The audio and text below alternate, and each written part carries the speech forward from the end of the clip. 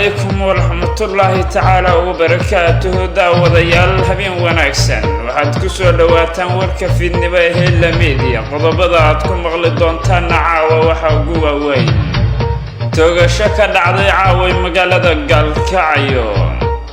madaxweyne Dani waxaan filayaa in Ethiopian Airlines Puntland ay ka bilowdo markaasi duulimaadyo qodobada kale aan ku hayna saaxiibayaal waxa ugu waaweyn wasiir fawsiyo oo ballan qaad u sameysay ardayda baratay caafimaadka al-shabaab oo sheegtay inay markaasi qabsadeen ciidamo Kenyaati ah koonfur galbeed oo yeelatay maxkamad ciidan iyo golaha wasiirada ansixiyay akhbaraadka dibadda aan idin haynana waxa ugu waaweyn dilalka Soomaalida loogu geystay koonfur Afrika kordhay iyo markaasi afhayeenka Trump Sarah Sanders oo iscasish intaasi waxay ahaayeen qodobada ugu doorka warka fiidnimo ee Hela Media haatana ku soo dhawaada isagoo faahfaahsan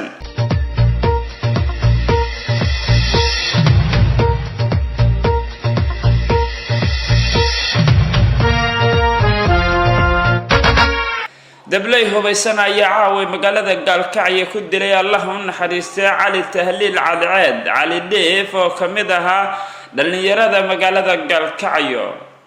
dilkan oo ka dhacay Galkacyo dhanka Galmudug waxa geystay dablay ku hubaysnayd bastoolado isla markaana rasaas la dhacay xilli uu marxuum ku fadhiyo goob lagu shaaho sidoo kale sida ay markaasi xaqiijiyeen dadka deegaanka Cali Khaliif ayaa kamid ahaa saraakiisha ciidanka nabad sugidda Galmudug magaalada Galkacyo ayaa maalmihii ugu dambeysay waxa ku soo badanayay dilalka qorshaysan ee markaasi loo geysanayo saraakiisha ka tirsan ciidanka Galmudug madaxweynaha Puntland Mudane Saciid Cabdullaahi Dani ayaa maanta galinkii dambe dib ugu soo laabtay madaxweynaha iyo wafdiga ballaaran ee uu hogaaminaya ayaa intii uu maqnaa safar ku tagay dalalka Shiinaha Imaaraadka Carabta iyo Itoobiya madaxweynaha Puntland Mudane Saciid Cabdullaahi Dani ayaa guulo weyn ka soo gaaray safarkii muddada uu ku maqnaa wuxuuna heshiis kala duwan la soo galay dalalkaasi iyo shirkado caalami ah oo u diyaarsan maalgelinta Soomaaliya gaar ahaan Puntland madaxweynaha Puntland Mudane Saciid Cabdullaahi Dani oo ka warbixiyay safarkiisii ayaa sheegay inuu ku faraxsan yahay kii oo nabad ah barwaaqo ah kala dambeyn iyo xasilooni ka jirtay inuu ku soo laabtay waxaan aad iyo aad idinkugu mahad celinayaa soo dhaweyntii diiranayd ee aad igu soo dhaweyseen waxa sidoo kale markaasi Allah uga mahad celinayaa raxmadiisa iyo nabadgelyada uu noogu markaasi manaystay safar dheer oo China Imaaraadka Itoobiya ayaan ku soo maray waxyaabo badan oo aan filayo in ay horumarka dalka ka qayb qaadan doonaan ayaan ka soo wada hadalnay warbixino ballaaran ayaa la wadaagi doonaa dawladda iyo shacabka waxaan filayaa in Ethiopian Airlines Puntland ka bilaabi doonto duulimaadyo joogto ah meelaha ciladuhu ka haystaan dalka waxaa kamid ah markaasi isu socodka cirka badda iyo dhulkaba waxyaabihii aan xoog saarayno ka xukuumad ahaan waxaa kamid ah in aan adduunka noo furnaado annaguna aan u furnaano ayuu yiri madaxweynaha Puntland soo dhaweynta madaxweynaha iyo wafdigiisa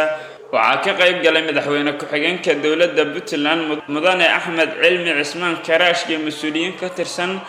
golayaasha dawladda maamulka gobolka Nugaal kan degmada Garowe saraakiil ka tirsan madaxtooyada Puntland iyo mas'uuliyiin kale wasiirka caafimaadka Soomaaliya Dr. Fawsiyo Abikar Nuur ayaa sheegtay in ay markaasi garab istaagtay ka wasaarad ahaan ardayda maanta ka qalin jabisay jaamacadda cilmiga caafimaadka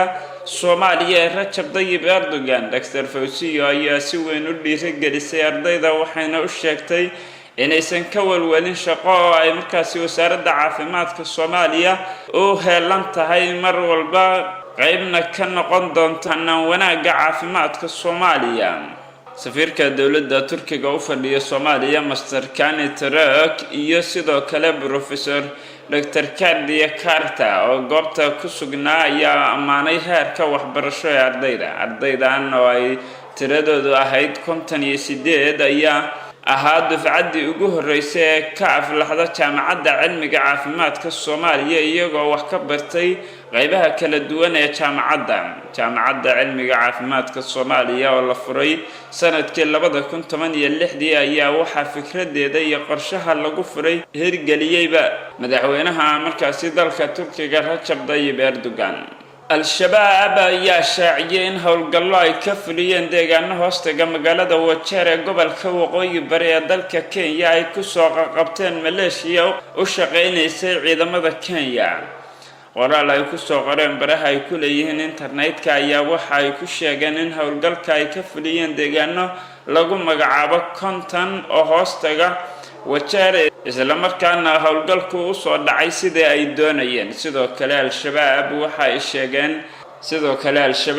ay sheegeen mooto ay maleeshiyaadka lahaayeen hase yeeshee faahfaahin dheeraad ah intaas badan kama sii bixin Al-Shabaab howlgalkaasi.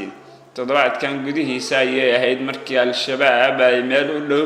deegaanka Muuma oo hoostaga Gaarisa ay ku weerareen kolonyo ay wateen ciidamada Kenya. golaha wasiirada dowlad goboleedka Koonfur Galbeed Soomaaliya ayaa ansixiyay maxkamadda sare ciidamada qalabka sida dowlad goboleedka Koonfur Galbeed. maxkamadan ayaa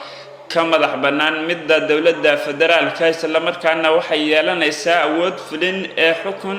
kama dambaysa ee awoodda sharciyada. maxkamadda sare ee markaasi CQS ee dowlad goboleedka Koonfur Galbeed Soomaaliya waxay xarunteeda si ku meel gaar ah u noqonaysaa magaalada Baydhabo. maxkamadan ay awoodda xuduudeedkeedu yahay deegaanada dowlad goboleedka Koonfur Galbeed Soomaaliya. maxkamaddu waxay awood u leedahay in ay markaasi qaado dambiyada ay galaan dambiilayaasha ka howlgala dhulka goboleedka Koonfur Galbeed Soomaaliya, taasi oo lagu markaasi taligeliyay in laga qaado xeerka ciqaabta ciidamada qalabka sida uu qoray qodobka 1 ee dastuurka dowlad goboleedka Koonfur Galbeed. xeerkan qodobo badan ayaa ku qoran iyo dambiyada qofka gala iyo ciqaabta uu mudan yahay iyo qaab dhismeedka maxkamadan isagoo dhameystiran waan idin la wadaagi doonaa insha Allah. xeerkan baarlamaanka ayuu mari doonaa kadib madaxweynaha ayaa dikreeto ku soo saaraya. imikana akhbaaraadka dibadda waa maalinba maalinta ka dambaysa sii kordhaya dilalka dadka Soomaaliyeed ee ganacsiga ah u tagay dalka Koonfur Afrika ay u geystaan kooxda burcadda u dhashay dalkaasi, iyadoo toddobaadkan gudihiisa la dilay dhowr qof oo Soomaali ah. magaalooyinka Kabitana iyo Porto Elefante ayaa 48 saac la soo dhaafay waxaa lagu dilay muwaadiniin Soomaaliyeed oo lagu kala magacaabi jiray Aadan Cabdulqaadir, Jaamac Macalin Cabdullaahi Ciise iyo markaasi Cabdi Jaabir Maxamed Nuur. saddexdan ruux ee Soomaalida ah ayaa dhammaantood waxaa kooxda burcadda Koonfur Afrikaanka ay ugu tageen goobahooda ganacsiga iyagoo si kala duwan oo gooni ah u dilay, kadibna ay ka qaateen lacag fara badan iyo agab kale oo u yaala xarumahooda ganacsiga. sidoo kale burcadan Koonfur Afrikaanka ayaa waxay dhaawaceen 2 ruux oo Soomaali ah iyagoo intaasi kadib goobta ka baxsaday, waxaana tani ay walaac xoogan ku abuurtay Soomaalida ganacsi ahaan u joogta dalka Koonfur Afrika. wararka la helayo ayaa sidoo kale waxay sheegayaan in gudaha dalkaasi Koonfur Afrika dhawaan laga hirgeliyay xarumo dambi baaris oo markaasi booliisku leeyihiin si gacanta loogu soo dhigo dadka dilalka u geysta dadka ajaanibta ee ku sugan dalka Koonfur Afrika. ugu dambeyntiina haweeneyda aqalka cad ee Mareykanka u qaabilsan dhanka warbaahinta Sarah Sanders ayaa shaqada ka tagtay sida uu shaaciyay madaxweynaha dalkaasi Mareykanka Donald Trump. waxa uu sheegay in afhayeenkiisa ay dhammaadka bishan dib ugu laaban doonto gobolka ay ka soo jeedo ee Arkansas, isagoo ku amaanay in ay tahay geesiyad. Sarah oo ah qofkii ugu dambeeyay ee markaasi jago sare ka haya aqalka cad ee iscasiray ayaa sheegtay inay aad ugu faraxsan tahay shaqadeeda. sumcadeeda ayaa su'aalo laga markaasi geliyay iyadoo intii ay xilka haysay lagu eedeeyay in ay si aan habboonayn oo la dhaqantay warbaahinta marka shirarka jaraa'id la qabanayo. waxay markii hore ahayd ku-xigeenka xoghayaha warbaahinta ka hor inta aysan markaasi bedelinin Sina Spicer bishii Luulyo sanadii 2017. daawadayaal waa naga intaas warka aad kala socoteen muuqaal baahiyaha Hilla Media. intaan warka ku xiga ku kulmayno waxaan idin leenahay ha ilaawinina subscribe-ka share-ka si aad markaasi wararkeena dambe aad ula socotaan. nabadgelyo ayaan hawada idin kaleena.